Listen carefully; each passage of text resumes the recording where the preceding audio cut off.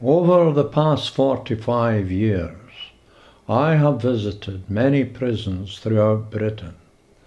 In recent years, I have visited prisons in the Isle of Sheppey, Coldingley in Surrey, Newmarket, Norfolk, and Ipswich and Norwich.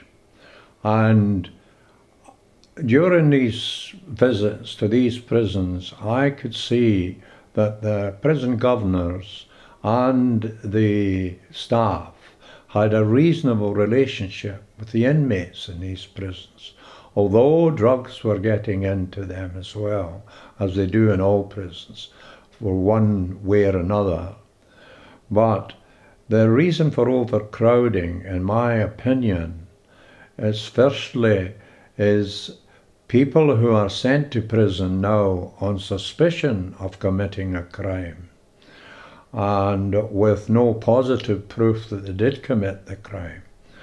And secondly, if you watch the television at Wandsworth and Birmingham at the riots, etc., there, in my opinion, are many of those who should be in the mental hospitals that were closed in 1993, and many of those patients had serious illnesses.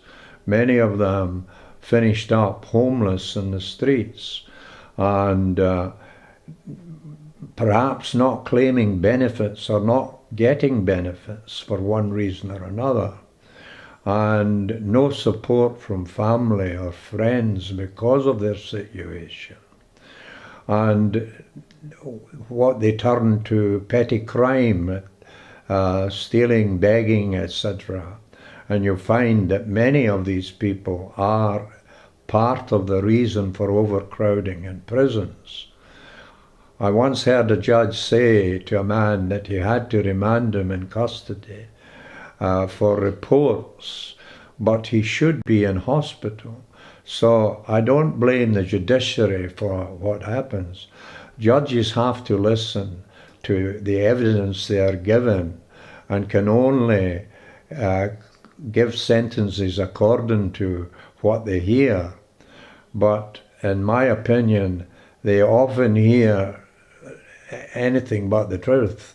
I can prove beyond all reasonable doubt that people lie from the witness box through court records. And judges still have to listen to the evidence and sentence on that evidence. And so therefore the judges can't be blamed for what is happening in prisons.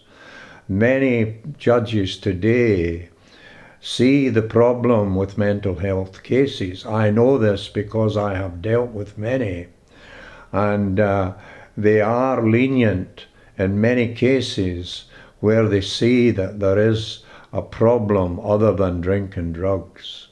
And in my opinion, that is the real reason for overcrowding in prisons today. It is not the same as it used to be in the old days, where it was criminals who were proved to be criminals that went to prison, and not people under suspicion. Thank you for listening, and God bless.